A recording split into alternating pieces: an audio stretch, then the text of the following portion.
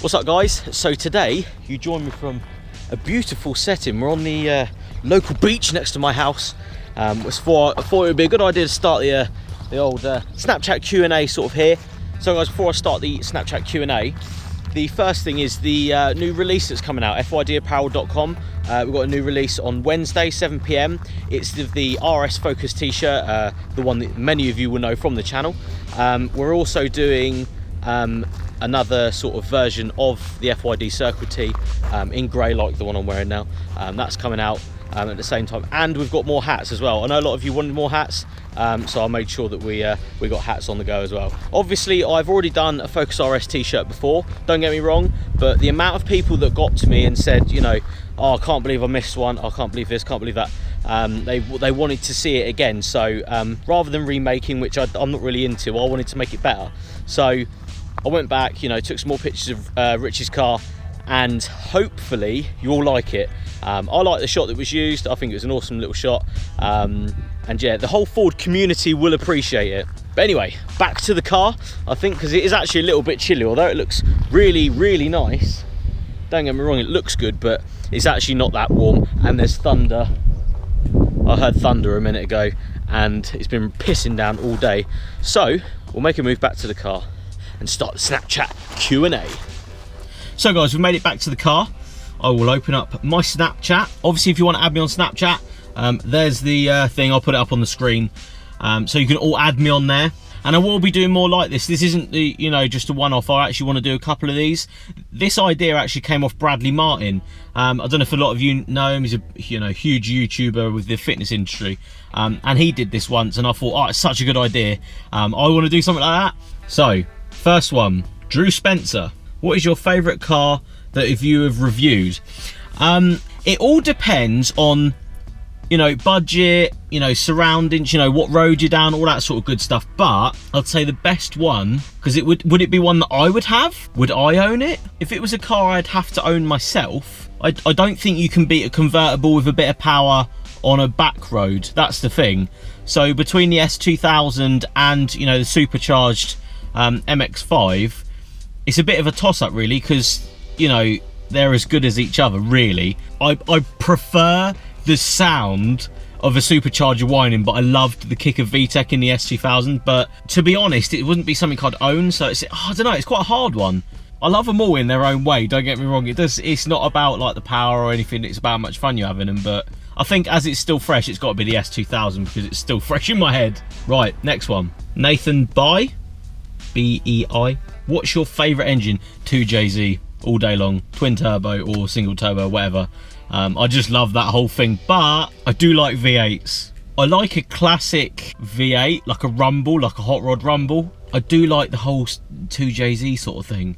But then I do like a good, well, it'd have to be screamer pipe though, that's the thing. It'd have to be V8 because I always have V8s, like I've always had V8s. I haven't had many turbocharged cars, so it'd have to be V8 just because I like the sound of V8s. Right, next one. When will you be doing a review on the next modified Ford? I have a very, very big one coming up. It's in paint at the moment. It's doing little bits and bobs getting done to it. It's running a lot of brake horsepower. It has a cheeky screamer pipe, which is always good. And it has a roll cage and everything in it. I'm not sure when it's coming though, because work for, you know, the guy that owns it obviously is you know, he works hard for what he does, which is always good. You know, weather at the moment, although it's summer apparently, the weather is pretty shit at the moment, and I've had to postpone a lot of cars at the moment, especially this week really, because of the weather's been so on and off. So when we did want to do stuff, it's always sort of either been raining or they're at work. So that's what's one of the things. But there is bigger Fords coming, I'll tell you, there is big Fords coming. I've just got to travel to them, so that'll be coming up soon though guys, don't worry, they're all coming. Next one, what did you do to your first car? How much did you spend? I had a Vauxhall Corsa C, which a lot of you on the channel would know when I did a couple of things about it, my car history and stuff. I have no idea what I spent on it, but I put it on air ride, I put dish wheels on it, put a sound system that was twice the value of the car in it, did some fucking stupid stickers on the roof, all that good stuff. But I loved it, and that was what I wanted to do for such a long time. And I think I kept the car for about 2.5 years as I did it. But when you're a little bit younger, you've got more, you know, time and money to play with cars, sort of like that. But I'd never calculate what I spent on it, because I'd probably be really shocked, and I'd be like, why did you do that, you fucking idiot? But you do those things as you're young, so it ain't about the money. Go and fucking enjoy yourself, especially as if it's your first car and you've really wanted it. You know, make sure you go and enjoy it. Right, I've taken my shoes off and repositioned in the car. Right, next one. For the Q&A, are you going to review a modified Mark V GTI? Got any plans for a build of some kind that you would document the process on YouTube? And finally, what is the best car you've ever driven? Yes, I want to review a Mark V GTI, especially a modified one, because my second car was a Golf Mark V. It was only a little 1.6, but at the time I wanted to dish wheels and get it low and have sound systems and all this bullshit. And after that Golf, I really wanted to get into a GTI. I just never did it. And I don't know why. I always lusted for one, but I never did it. And at the time, they were really expensive. They were so expensive, and especially a modified one, you know, they were a lot of money. So yes, I am looking to do one, and I want it to be relatively powerful as well, really, because it's what I had always wanted one. Like, if you'd asked me, you know, 6-7 years ago, what do I want, it would have been Mark V GTI all day long, because that's what I was shooting for. But it just never happened. It's just one of them things. And yes, I would like to do something for the channel. I watch, you know, everyone under the sun that has you know, a build on YouTube of their car. And to be honest, at the moment, I know a lot of you will know that the Cadillac is for sale, but until that goes, the process can't really start. There's no way I would want to, you know, jeopardize anything else just to sort of document me fucking a car up. Does that make sense? So at the moment, I just needed a daily car, you know, to get me from A to B, to get, you know, all the good cars on film. And when the Cadillac's gone, then yeah, something will be coming, but I have no idea what it is. I have no clue. I literally, in my head, I don't know what to do, where to go, what I'm doing. So I couldn't even tell you what it would be, but I'd love to do that, because I watch a lot of people building their cars on channels. So to me, it's definitely something that I would look into do. Best car I've ever driven. So out of the channel, ever. What's the best car I've ever driven? The best one. Trying to think, what's the best one? Because I always go off sort of money, you know, how much money you got, what's the best car you can buy for the money, or what you want it to do. If you want it as a daily and get all your crap in the back and still be good on the old fuel, then, you know, there's other cars that do that. But when I started the channel, I drove a Porsche 911 Turbo, and that's got to be the best car I've ever driven as a car, because, you know, it's 560 odd brake horsepower, roof down, going along a fucking B road, and that was the best experience ever. But it's not the best one, so it's not the best value for money. If anything, that's not. But that's what I always go off. I want to make sure it's value for money. I think fun factor, any convertible with the roof down with some power, that would be the best car I've ever driven, like the best experience I've had in a car, like the S2000s and, you know, the supercharged MX-5. Right, next one. Plans for the Lexus. Good videos, by the way. I like the picture, that's good. I hate to break it to you guys, but I sold the Lexus. It didn't last very long. It really didn't. I broke it, and then I just thought, fuck this. I can't be bothered. The plan was to have it to get around and have a laugh in, but after, you know, something, you know, bits started going wrong on it pretty quickly, which is a shame. It's cheap car, that's what you get. I sort of said to myself, right, go and buy something that you can just drive around in, you know, get to where you need to go, you know, all happily in that. And then when the Cadillac's gone, like I've already said, go into something, you know, bigger and better. That's the idea. I want it to still be a value, sort of anybody can do build, don't get me wrong, but I still want to drive around in a car that I want to drive around in. And coming out to a gold IS200 every day with like a dodgy cream interior, it didn't make me feel good. I'm not gonna lie, it didn't make me feel good. So I quickly thought that was a bad idea and moved on. Plus, one of my friends said he wanted it. I said, I don't really want this. I don't want to, you know, the price of coilovers, the price of a supercharger kit, all of that was way more than the car was. And to me, I would never do that again, because I've done it in the past. So I didn't really want to go down that route again. So, you know, that's enough explaining why I sold that car. I haven't shown that I've sold that, but yeah, I've sold it, unfortunately. But that's what happens. I get bored really quickly with cars, and until I'm, really into a build and I can see that there's potential with it, then I won't really be interested with it and I won't keep it. I know the comment section will be alive with, oh my god, I think people were saying I was a car dealer and all this sort of bullshit. I must be a pretty crap one because I always buy shit cars and I never make a profit. I'm always losing money on them, so I can't be that good. So I'll just buy cars I like. That's who I am, and I want to try everything. So, you drive all these nice cars all the time and you want to try them all, so why not own them as well? Why don't you just try them all? I've done the 6 years of my driving experience has been in 2 cars. So, for 3 years I had my first car, and for 3 years I had a Golf. So, I've done that part and I've thrown all the money in there, and I don't really want to do it again until I'm so bloody sure that I want to do it.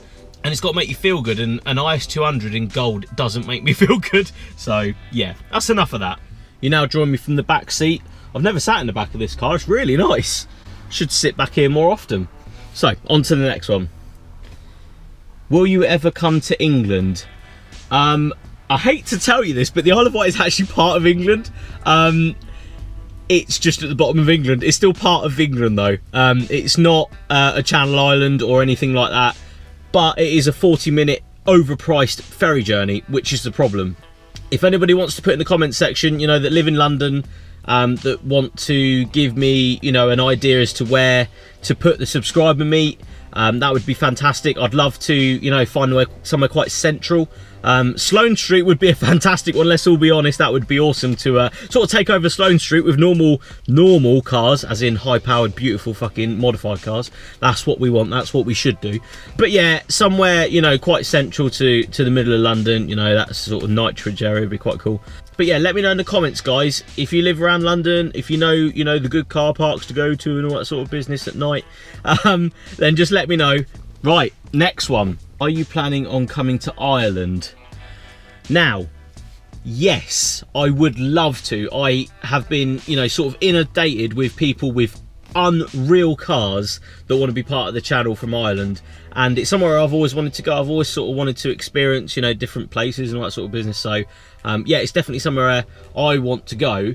Until I can sort something out, it's not going to happen, unfortunately. But it's definitely coming, like everything else, it's definitely coming. It's just, the logistics of stuff. I just want to make sure that I can get there and meet as many people as I can, and shoot loads of cars when I'm there, because I know the car game in Ireland is unbelievable. So, yeah, that's definitely something I want to do. And hopefully towards the end of the summer, maybe. I don't know. We'll have to see. We'll have to see what goes on. Right, I thought I'd have a little lie down for this one. What's the fastest car you've ever owned? Now, funny question actually. To be honest, the fastest one I've actually physically owned, I think, would be the Aristo. 340 brake horsepower, 2JZ twin turbo, you've all seen it. That was probably the fastest, although it's not the fastest thing in the world or anything, don't get me wrong. But I've always been into sort of cruisers that make a lot of, presence, a lot of noise. Yeah, I'd say that's the fastest car I've ever owned. Some mate is staring at me so funny for sitting in the back of my car videoing myself. It's not like Babe Station or whatever, don't worry, mate. You need some JDM goodness. Yes, I do need some JDM goodness. Every time I get into a Japanese car, I still think, fuck, I should have one of these. I've always been a big fan, in recent years of JDM stuff. It's just a shame that I haven't been able to physically get one myself. I'm a bit of a nightmare for it, so if I was going to get one, it'd have to be, one that I've always wanted, like a Chaser or, another Aristo, but I'd probably never get the same car again, do you know what I mean? People are looking at me so funny around here. This is like a small little, village where everyone goes and walks their dogs, and they've all got Skoda Yetis. They're proper looking at me weird for videoing myself in my car. It's funny. Right, next one. How did you get into cars and when? Also, keep up the good work. I've been into cars forever, since I was young. I used to have model cars, and I used to sort of set them up like they were a showroom and stuff, clean them all with polish and stuff. Fucking sad, I tell you. But like, that's where the love came from, and as I've grown older, I've always been into cars, like forever and ever. My mum and dad used to have some cool cars, but my mum and dad were never into cars. So when I sort of grew up around cars and I started looking at, you know, Fast Car magazine and, you know, the modified car magazines and stuff, it sort of, I sort of got myself into it. It was really down to just the internet and, you know, things that I liked, which got me into it, which opened up the avenue of, you know, me really liking everything, you know, car wise. Right, we're back to the classic review shot of the camera over the other side of the car, me in the driver's seat. Right, next one. What will be your next project car? Again, no idea until, you know, I can have a good think about it, really. It is something that I've been thinking about for a while. Yeah, I'd love it to be JDM and I'd love it to be turbo and all this sort of business, but I want something different and I want something that everybody will know is mine and, you know that, you know, I'm building it and, you know, sort of a one-off, but we'll have to see. It's like I said, you know, I can't hold down one car at the moment, but it's just because I wasn't happy with them, that's all. And I want to be stupidly happy with one if I'm going to end up starting to build it. It is coming, I just can't tell you when. That's the problem, I literally have no idea when it will come. So for the last two questions, I thought I'd come onto the beach, where it is very beautiful. It's a little bit warmer than it was, which is really weird. So the last two questions, let's have a look. Hi mate, loving the videos. Wonder if you ever been to the Lake District and driven some of the roads up here. No, I haven't, and I would really like to, because I've seen many films about, you know, people going around the roads in Lake District and all that sort of business. It would have to be, you know, a road trip sort of style though, with a cool car. I'd love to start doing stuff like that, where I had a cool enough car that was exciting enough but comfortable enough so you could drive it anywhere and go and experience these roads that, you know, people say, like, I remember Top Gear going to the Stelvio Pass, I think it's called. Yeah, that's something I'd love to do, especially for the channel as well. That would be just awesome to go and do something like that. The Lake District would be cool though. If I can ever get out there, I'll definitely do it.